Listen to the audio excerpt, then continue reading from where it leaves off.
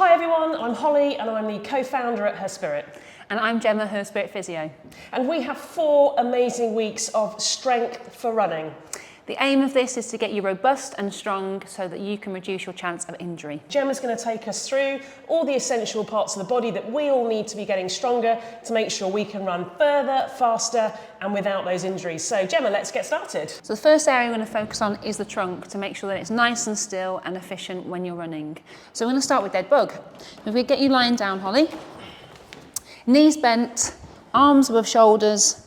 And what I want to focus on at the moment is your lower back. So if we just push down into the floor, what I want you to think about is bringing your breastbone and pubic bone closer together. And then from there, as you exhale, you're going to move opposite arm and leg into a position of lowering the heel and arm away, and then slowly coming back. And then you go on the opposite side again, always maintaining that flat back position, okay? So that's going to be for your 3 sets of 12. Making sure that you don't lose the position of your back onto the floor. How's that feeling? Are we ready? 3 sets of 12? Yep, 3 sets of 12, go. So, if you've got anybody at home that wants to put their hand underneath your back just to give you that feedback now and then, that's really important. Can you feel that working? I can, yeah. Okay. It makes a huge difference if you actually push your back into the floor then actually allow it to be arched. Absolutely. And the aim with this one, guys, for running is that you don't lose that sort of pelvic and trunk position and you keep nice and efficient and nice and still. And you'll definitely feel it work in the front of those muscles, correct? Yep. How many is that? That is 12. Good. But I guess it's 12 on each side, right? No, 12 in total. 12 in total. 12 in total. Excellent. So that means the first set done. How much break should I have, Gemma, between the sets? So with this, with it being body weight, 1 minute to 2 minutes maximum would be fine, and then you go again. But if you do need more and you need to reduce the reps to start with, that's absolutely fine. Go with the level that you feel achievable and quality over quantity.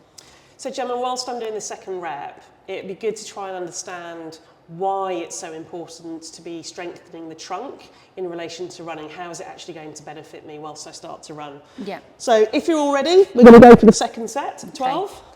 So in terms of what Holly was saying is that when you're running, what can tend to happen is we lose the position of our back and we start to overarch. And what that means is that in terms of your muscle position, it's not efficient, it's not in the right position, and therefore you're not getting the most out of your muscles. And the other thing is that if you're moving too much through your core, then it's zapping your energy, making you more tired quickly, so you're going to find it's difficult to get the kind of duration and the distances that you're wanting to. How are you getting on? Right, just 2 more. Hopefully you're all following along. Yep. Just 2 more. There we go. Perfect. Set 2 done. Set 2. So again, 1 minute to 2 minutes rest, whatever you feel you need. We go again. So with these numbers, 12 to 15 reps is what we're looking for as higher volume when you're just using your body weight. And when you start to strengthen and actually use resistance and different type of load, then you reduce the reps accordingly.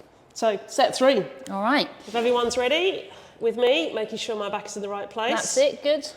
And does it help having that feedback? It does, yeah. Okay, good. And why do we need the break in between each of the sets, Gemma? For your muscles to recover, to allow yourself to have that kind of time where you get the most out of the muscles in that second and third set. So it's really important. I know we're all limited for time where we rush it, but actually if you want to get the most out of this exercise and the rest with the others as well, is just make sure that you have that time in between to recover, go again, and really get that quality.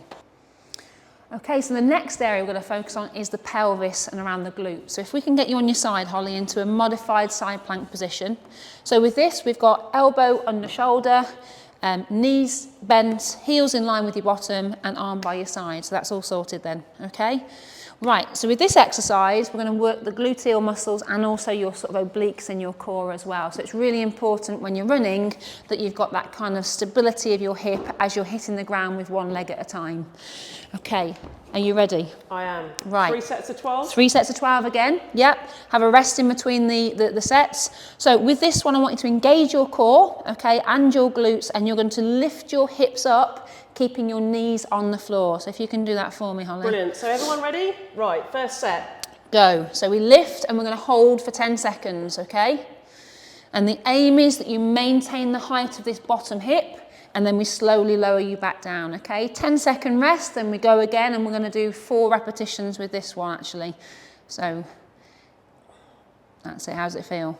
I'm very pleased that you said it's only 4 repetitions and not 12, Gemma. With these type of exercises where it's more of a hold and duration, there's a lot less repetition because of that duration time. So yeah, you'll prefer that, guys, as opposed to 12. So 10 seconds, then we come down, rest for 10 and repeat, okay? And we're gonna do that both sides so that we create symmetry through that movement.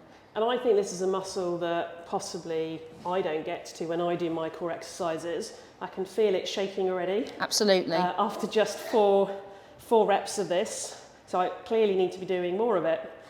And then we'll get you on your other side and we'll make sure that we do equal amounts on both sides.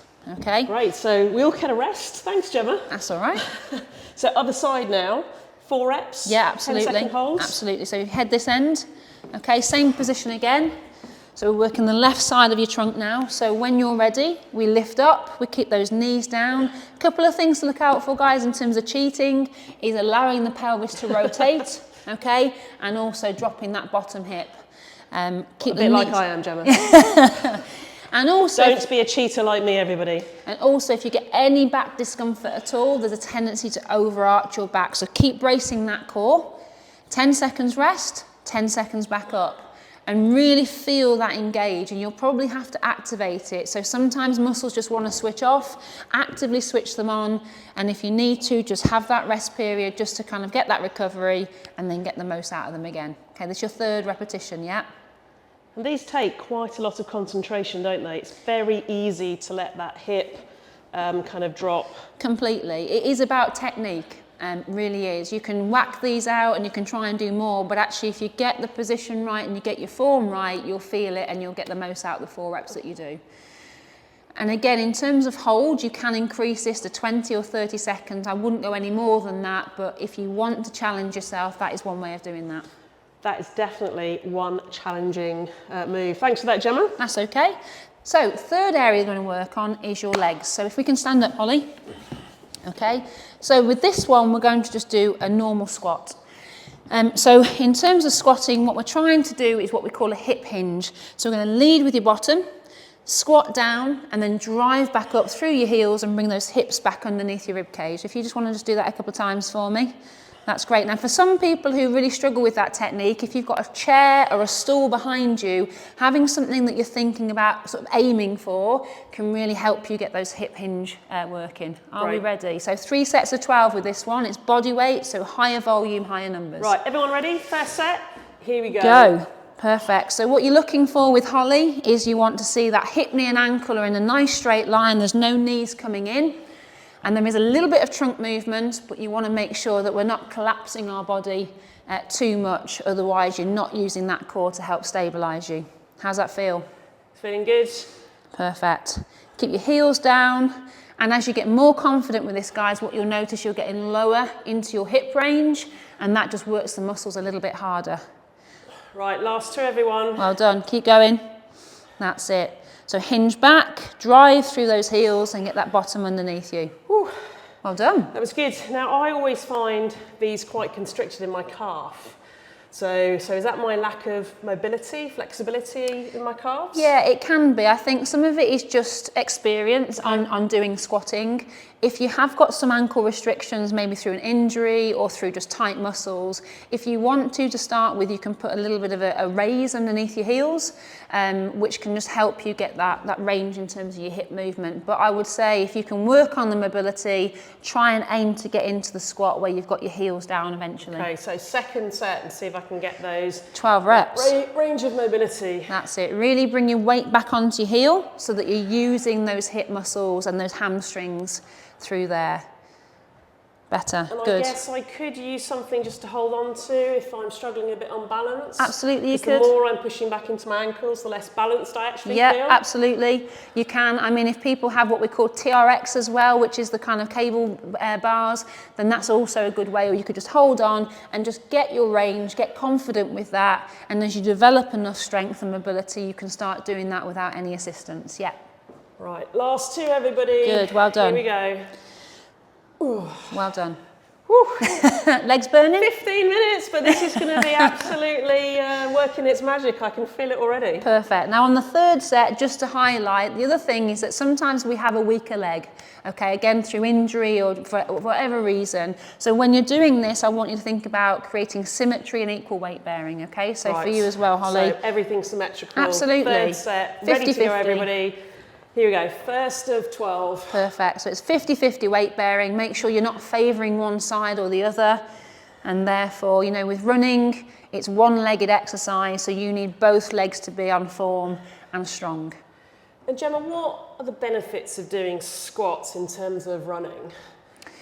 What am I going to see differently when I go for a run next time? Yeah, I think you'll just feel it's a lot less energy zapping. You'll feel it's easier. There's a lot less effort in terms of that ground contact. So when we hit the ground, if the legs are strong enough, you absorb that force a lot better, and hopefully you can go for longer without the legs fatiguing. Brilliant. That's a really good reason to do it. Well done, everyone. Third set done. And we're on to the next exercise. We are. So we're going to have a little look at the feet and ankles, which are one of the most important areas. So calf raises. So level 1, week 1, we're going to do double calf raise. Okay. So I definitely hold on to something for this, guys. So if we come up again onto the calf and then slowly back down. Okay, you want to make sure, as you are seeing with Holly, that the body weight goes straight up, that you're not cheating and going forward. And again, it's equal weight bearing, all right? I think Gemma might just have been pointing out that I was slightly leaning forward. So 12 sets, 12 reps. 3 sets? 3 sets. Absolutely. Off we go again. Okay, so again, what I'm going to show you from the front, guys, is that you want to make sure you're not cheating with those feet as they're coming out. So make sure your heel stays in line with the floor and you can feel that calf loading on both sides. How does that feel? Yeah, it feels good. And the speed, Gemma, I tend to do these quite quick. Should I be slowing them down? Yeah, I think with all of these resistance exercises, it is about slow control. We're not looking at power development or anything like that. So nice and steady. So, 2 to 3 seconds up, 2 to 3 seconds down, and just make sure that you feel that muscle group working that you're targeting. Brilliant, first set done. Well done, everyone. I have to say, I find slow and controlled difficult. I tend to go really quick and I'm constantly being told to slow down. So I think that's really key for this, isn't it? It's not about quantity, it's all about the quality of what we're doing. There's 4 exercises each week, but actually do them well, do them slowly, technically well, you will absolutely see the difference. Yeah, absolutely. Right, so second set. Yep, go for it. 12 reps. Good. I think as well, guys, if you do it slowly, I challenge you to do that because you'll do a lot less exercises and you'll feel a big difference the day after. It just allows more muscle recruitment. So there's a definite reason to do that. Okay, so how you doing? This is a classic of less is more. Definitely more. Yeah, absolutely. It's just hard to get in your head. I've run for years and everything's about doing more, going longer, going faster. Yeah. But actually, this part around strength training often gets missed. Yeah, absolutely. Very rarely see any running programs that include strength as an important kind of component. So that's one of the reasons why we wanted to do this series for everybody, because we think it's a real missing element at the moment. So hopefully you're enjoying it as much as my class are. I think that's 12. You done? Sorry if I miscounted. Perfect. Keep going if I have. If I've done too many, that's just a little extra from us. Right, so the last area we're going to focus on are the hips, okay? 3 sets. 3 sets? 3 sets, coach. I've only done 2 sets of Oh, apologies, sorry. Whoop. So always hold on, because it isn't a balance exercise, although if you're trying to do it on your own, you're going to have to take that into account. So if you've got a banister or even a wall, just a light touch, make sure you're not leaning, and then you can get the form and the position that you need to get the exercise working well. All good? 8. Just 4 more, everyone. Keep going. Hopefully your body weight's going straight up and not forward. Good. And it's interesting because the more I've gone on, the more fatigued my calves have got, the more I realise that I am leaning forward. And that's another really important reason to take your time and concentrate and make sure that you are getting it as right as possible. Great. Okay. So we're on to the last exercise. We are. So this is the hip area. So we're going to do a double leg bridge. Okay. So if we can get you back on the floor. Now, a lot of people do this that I see that run, and it is a great exercise if you do it properly. Now, for most people, they get back pain, which we'll talk about in a minute when Holly gets going. So this position, I want to make sure, now for me, I take your toes off the floor. So I want to get you to dig those heels into the ground. I want you to flatten your back, okay? Engage your core, engage your glutes, and then you're going to think about the glutes giving you the lift. So make sure that your bottom is always slightly higher than your back on this one. And we go for slow repetitions again. And we're going to do the 3 sets of 12, high volume, body weight. All good? Okay, so set 1, everyone, when you're ready. First of 12. Absolutely. So we dig those heels in, we clench those glutes, and you've got to visualize and feel that it's that clenching that gives you the lift. And if I want to make your core work a little bit harder, we're going to get Holly to cross her arms over her chest so that you're not allowed to anchor down with those hands. How's that? Yeah, I can absolutely feel that working. So again, equal weight bearing, it's really important, and it gives you the chance to do this when you're doing it slowly, is are you using both legs the same? How do you feel? Yeah, I think they're pretty balanced actually. Perfect. What's your repetition on? I'm at 10. 2 more. Keep going. Well done. There we go. Okay. So that's first set done. I can absolutely feel that in my hamstrings. Yep. I know when I've done that before, Yep. I've not always felt it in my hamstrings. So I guess actually feeling it in the right place is a good indicator that you're doing it correctly. Absolutely. You know, everybody asks me, how do I know if I'm doing it properly? If you know the muscle you're targeting and that's where you feel it, you're doing it well. Right, so hamstrings, second assault or set, maybe. Arms crossed. Perfect. Toes up. Okay, and we go again. So a couple of things. In terms of you're going to get fatigued, you'll start to lower that hip and you won't get the same height. So you're going to try and sort of hit the same height each repetition that you get.